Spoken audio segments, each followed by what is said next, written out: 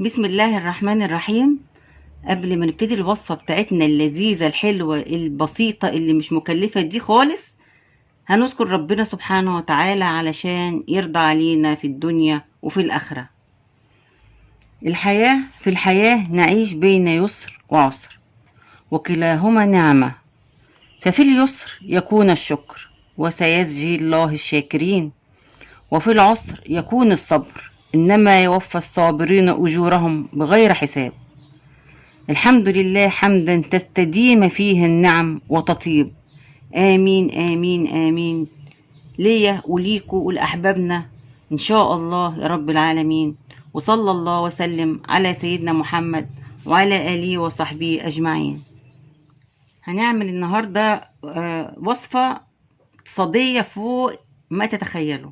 مش هنحتاج فيها حاجة غير نص كوباية رز ومعلقتين دقيق، بصلة مفرومة وشوية شوربة. هاخد معلقة من البصل المفروم ده واحطها في الشوربة واحطها على النار.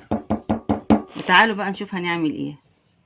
الوصفة يعني مش هتكلفنا يعني في حدود 5-6 جنيه، وهتشوفوا بقى. الشوربة غليت على النار، هحط فيها نص كوباية رز بعد ما غسلت وهسيبهم. طبعا البخار كالعاده بيضايقني مش عايزه اقلب علشان البخار ما يطلعش على الكاميرا. بس عايزه اقول لك على حاجه، لو ما عندكيش شوربه حطي ميه وحيقيها بحته سمنه وحبه توابل حلوين كده من اللي انت بتحبيها. وفي شوربه كده اللي هي في اكياس، اللي هي اسمها كنور باين ولا مش عارفه ايه، حلوه جدا، حطيها بتدي طعم حلو جدا للاكل. كده بعد ما الرز استوى خالص اهو، بتسيبيه طبعا، يعني بتخلي الشوربه فيها كتير كده، ما تبقاش الشوربه يعني الرز ما يبقاش شارب الشوربه خالص كده، يبقى يعني عايمه كده فيه اهو. شايفين اهو الشوربه غامقه شويه عشان انا حاطه فيها توابل اللي هي اسمها ايه، جوز الطيب، فبتغمق شويه الشوربه. بصوا كده استوى خالص كده، وتبقى عايمه كده بقى، الرز يبقى عايم كده لابس مايو بيعوم ويعوم. وبعد ما الرز استوى بجيب شوية شوربة صغيرين في حدود كوباية الا ربع او نص كوباية كده، وبحط عليه معلقة دقيق او المعلقتين الدقيق اللي احنا جهزناهم، وهقلب بقى كده.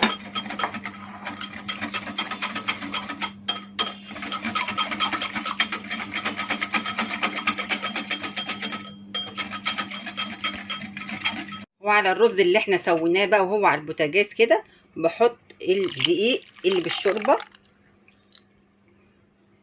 وبقلب. انا بقى عايزه القوام بتاع الرز ما يكونش تقيل، عايزاه يعني يعني خفيف شويه. هوريكم القوام شكله عامل ازاي، بس ياخد غلوه كده ونشوف شكله بقى عامل ازاي. وعلى ما الرز ياخد الغلوه بتاعته، كنت انا جهزت طاسه وفيها الماده الدهنيه اللي انت عايزه تحطيها وعليها البصل، هحمره بقى كده شويه. وبعد لما البصله اتحمرت اهي كده بالشكل ده، بروح نازله بيها على الرز بتاعنا. بسم الله الرحمن الرحيم.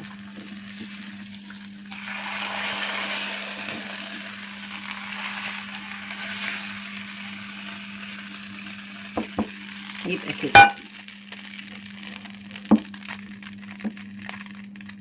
ودلوقتي جه ميعاد الغرف اهو. بسم الله الرحمن الرحيم. هنغرف بقى كده، هو ده القوام اللي احنا عايزينه اهو، لا تقيل ولا خفيف.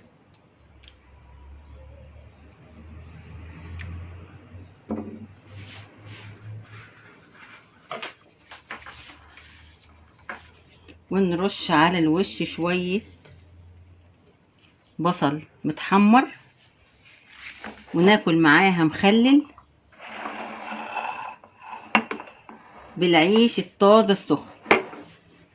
طبعا وصفة ما تكلفتش اي حاجة، كل التكلفة يدوبك اقل من 10 جنيه. طبعا انتوا لو حسبتوها هتلاقوها اقل من 10 جنيه، وتعمل غدوة جميلة ووجبة اقتصادية وحلوة جدا جدا جدا. شايفين كشك، احلى طبق كشك اتعمل. شايفين طعمه بقى جميل جدا ومعمول بطريقة حلوة جدا، ومعاه بقى المخلل البلدي ده. واحلى مسا عليكم. يا رب تكون عجبتكم الوصفة. لو عجبتكم ما تنسوش اللايك والاشتراك. شكرا.